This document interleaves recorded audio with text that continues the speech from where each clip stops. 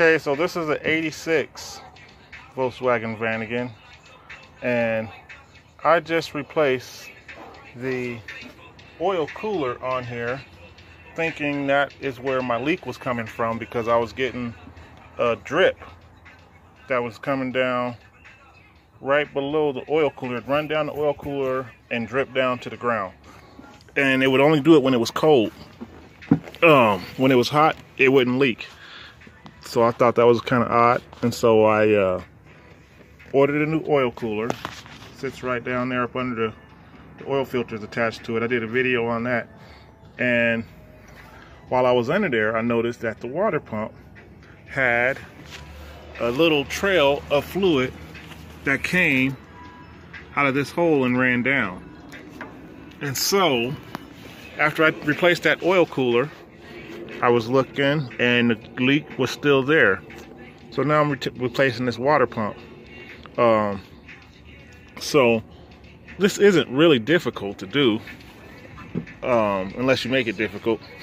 But some of these bolts are a little difficult to get to. Okay, so the one, let me show you. Okay, so we got 3 bolts. Whoa. We got 3 bolts that hold this on. This one sits right back there. And this pulley is a little bit in the way, but I used this swivel and it came off pretty easy with an extension, because it moves it just enough to where it gets out of the way of that pulley and comes off. And then this one that's down on the bottom, the hose, this hose here was a little bit in the way, so I pulled this off the oil cooler, and you actually have this one that attaches the bolt, holds that there, and then this goes on the top up here. And so I just removed this entire thing off, and I was able to get to that last bolt. They're actually not bolts, they're studs. And then we got 2 bolts that hook this pipe into it. Those came off easy with an extension in the socket.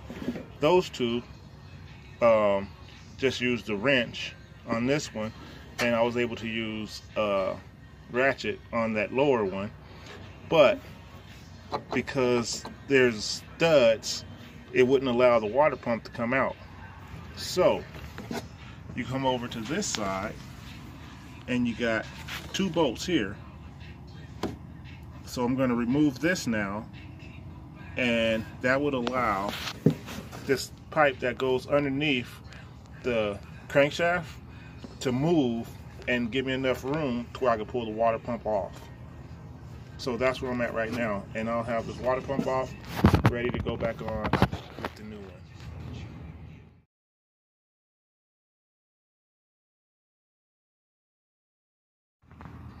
So you just unhook it and move it out the way a little bit like that, and then that gives you enough room over here to pull that water pump out. Maybe a little bit more.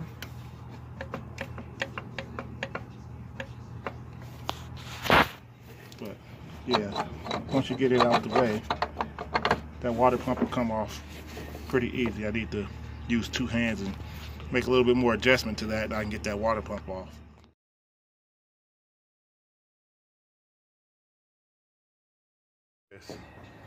There's the old one off. See how it was leaking down? And I thought it was the oil cooler, because you can't really see this from under there. You can't get a good look at it until you take that oil cooler off. Maybe if you use a mirror or something, you might be able to get a better look at it. But when I replaced it, I used a little bit of gasket maker to hold that gasket on, because I did not want that falling off as I was trying to put it on.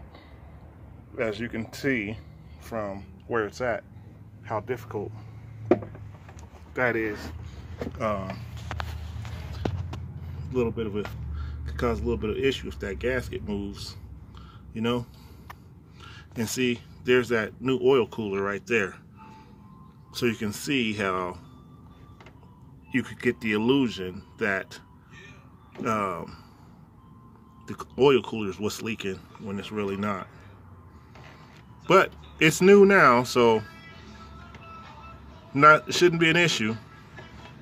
Yeah.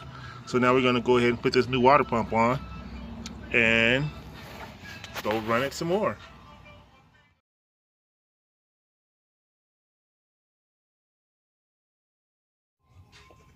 So apparently all of these don't have this on them. So this plug comes, if you don't have this port, then you just plug that hole with this. That hole is right there, and you could either plug it with the plug or keep that tube and move it over to the new one. So I'm going to move this tube over to the new water pump.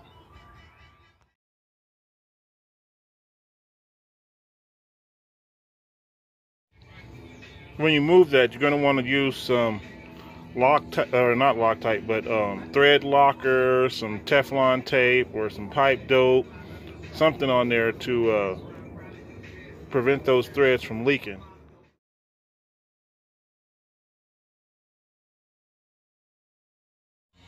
So here we go. Got the gaskets on. I use this stuff all the time. Ultra black gasket maker, oil resistant.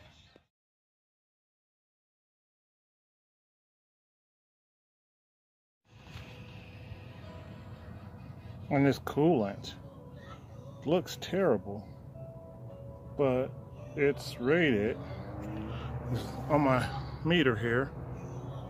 Let's see.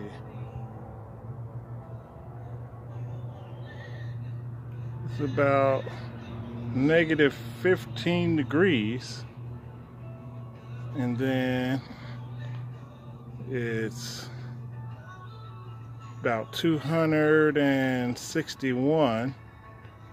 Oh, sorry. 261 degrees. That's what I'm looking to see here. 261 and negative 10. But it looks terrible. So I think I'm gonna put a bottle of concentrated antifreeze in here, just because I don't like the way it looks. I'm not gonna put no water. And looking at that, it's like, man, something in there is rusting. So I'm not gonna put no water. I'm just gonna put straight coolant and hope to lubricate everything a little bit better and hopefully cut out the rusting by just going straight coolant. We'll see what happens.